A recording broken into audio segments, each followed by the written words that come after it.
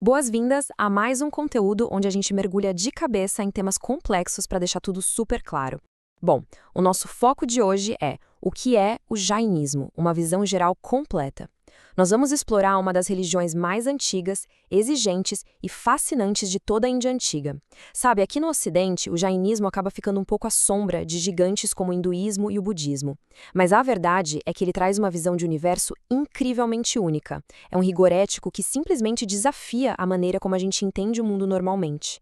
É o tipo de tradição que faz a gente parar e repensar radicalmente a nossa relação com todos os seres vivos ao redor. 4.500.000. Esse é o número estimado de praticantes do jainismo hoje em dia, concentrados principalmente lá na Índia. E olha, em termos de religiões globais, isso é minúsculo. Para colocar em perspectiva, é menos da metade da população da cidade de São Paulo. Mas não se engane pelos números, tá? A dedicação absoluta, aquela disciplina inabalável dessa comunidade, faz com que a relevância deles seja imensa. Isso prova com muita clareza que impacto histórico não depende necessariamente do tamanho do grupo.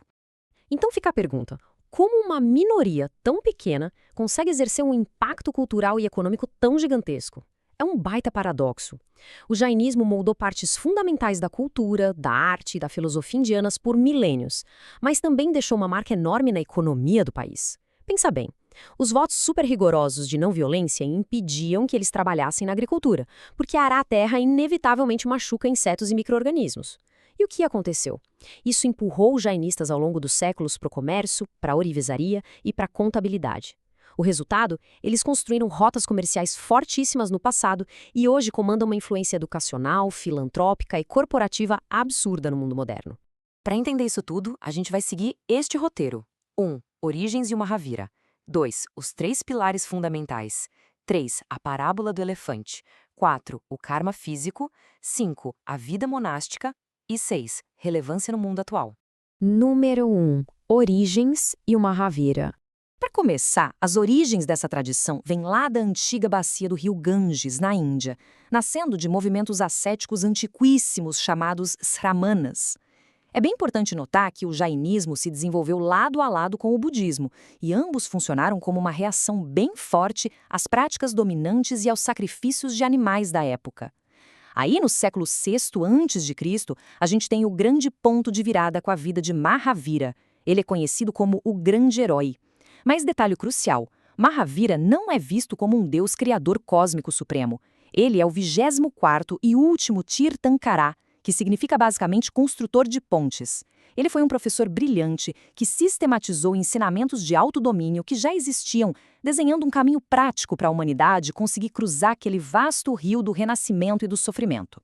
Com o passar do tempo, a tradição enfrentou divisões monásticas até chegar aos dias de hoje, com uma diáspora espalhando essas ideias milenares para a Europa, para o Canadá, para os Estados Unidos e muito além. Parte 2. Os três pilares fundamentais. Toda a essência jainista se apoia em três pilares inegociáveis que ditam de forma estrita cada pensamento e cada ação. O primeiro é a ahimsa. E não é só não violência, é não violência num nível microscópico e radical. Isso significa zero dano físico ou verbal a absolutamente qualquer ser vivo, não importa quão pequeno ele seja. Na prática, o rigor disso é impressionante. Muitos evitam comer raízes, tipo batata ou cebola, para não arrancar a planta inteira e não matar os micro-organismos da terra. Tem praticante que varre o chão antes de dar um passo para não esmagar insetos invisíveis e até usam proteções de tecido na boca para não inalar pequenas formas de vida. Loucura, né? O segundo pilar é Anekantavada, o não absolutismo, a ideia de que a verdade é multifacetada. E o terceiro é Aparigraha, o desapego absoluto de coisas materiais e emocionais. A lógica aí é certeira, o acúmulo gera desejo e o desejo invariavelmente gera violência.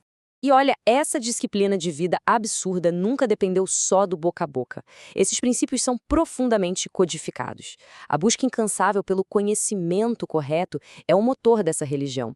Os estudiosos passam o que pode levar séculos de estudo cumulativo memorizando, debatendo e interpretando vastas coleções de manuscritos antigos. Esses textos detalham tudo, desde a complexa física do universo até as regrinhas mais específicas da ética diária e da digestão. É uma estruturação intelectual impecável, projetada milimetricamente para preservar a pureza dos ensinamentos de Mahavira e das gerações anteriores. Avançando para o 3, a parábola do elefante. Mas aí surge uma dúvida muito boa. Se eles têm regras tão fixas, como lidam com opiniões e visões de mundo opostas? De quem é a verdade absoluta? A resposta genial do jainismo está naquele conceito de anekantavada, o não absolutismo. O argumento deles é que a percepção humana, por causa das nossas limitações físicas, é naturalmente falha e limitada. A menos que alguém seja um ser totalmente onisciente que já se libertou do ciclo terreno, ninguém consegue compreender todas as qualidades de algo no universo simultaneamente. Então, assumir que você tem um monopólio exclusivo da verdade é visto como uma arrogância intelectual tremenda. E convenhamos, é o maior gerador de guerras e conflitos da humanidade. Tem uma história famosíssima no Oriente que ilustra isso perfeitamente. Imagina um grupo de sábios completamente cegos de nascença que encontram um elefante pela primeira vez no caminho. O primeiro toca a tromba e crava. Um elefante é igual a uma cobra gigante. O segundo abraça a perna e jura que é exatamente como o tronco firme de uma árvore. O terceiro pega na orelha e diz que parece um leque enorme. E o quarto sente a presa de marfim e fica convencido de que é idêntico a uma lança afiada. Inevitavelmente, eles começam a brigar, cada um achando que o outro tá louco. O que o jainismo ensina com isso é muito profundo. Filosofias concorrentes, sejam ocidentais, budistas ou hindus, raramente estão 100% erradas. Elas são apenas verdades parciais. Ninguém está enxergando o elefante inteiro. É uma estrutura fantástica de humildade e tolerância para o debate. Número 4. O karma físico. Agora a gente entra na parte metafísica, e é aqui que a visão jainista rompe com quase tudo que a gente conhece sobre causa e efeito. Quando a gente pensa em karma, seja pelo budismo ou pela cultura pop, a gente imagina uma energia invisível, moldada pela intenção psicológica, certo? Mas para o jainismo não tem nada de abstração. O karma é uma substância literal, real e puramente física. Imagina bilhões de grãos de uma poeira cósmica super escura e grudenta flutuando pelo universo.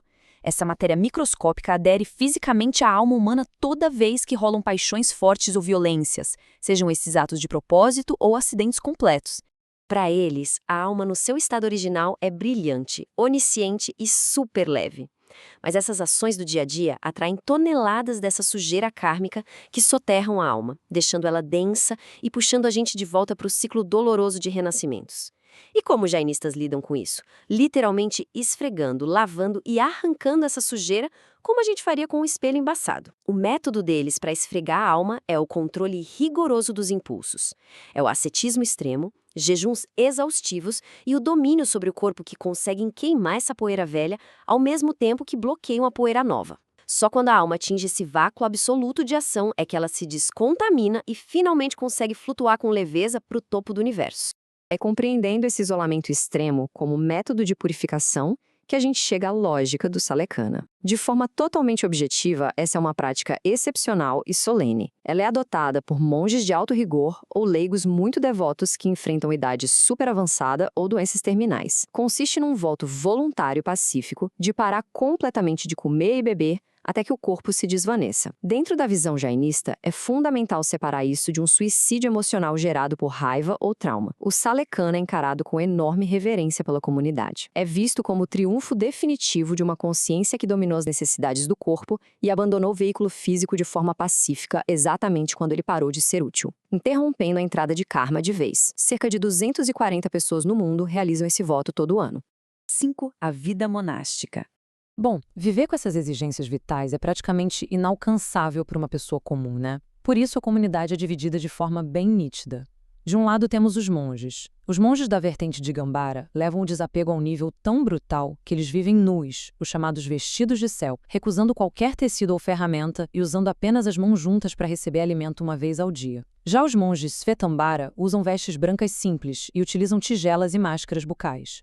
Mas a força prática que faz tudo isso funcionar há milênios é o grupo de apoio dos leigos. Quem tem família e trabalha não pode viver isolado na floresta. Então os leigos fazem votos atenuados de forma inteligente. O foco deles é rejeitar profissões ligadas a desmatamento ou abatedouros, prosperar honestamente nos negócios e usar boa parte da riqueza gerada para sustentar essa classe monástica inteiramente dedicada à purificação espiritual.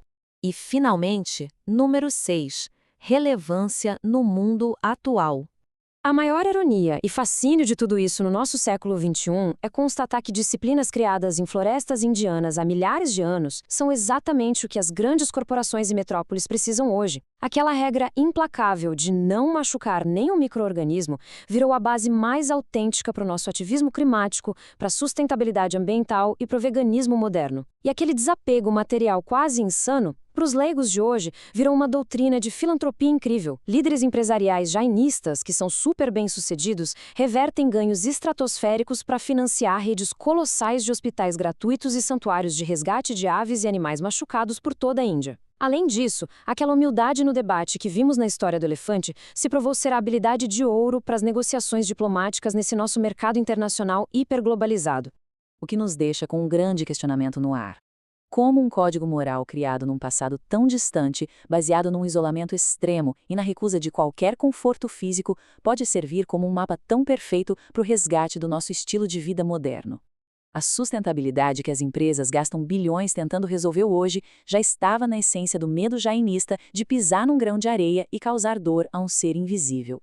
É a prova definitiva de que a reverência profunda pela vida, sob qualquer forma, atravessa os séculos intacta sem nunca perder a sua força. Pensem nisso. E ficamos por aqui. Até a próxima!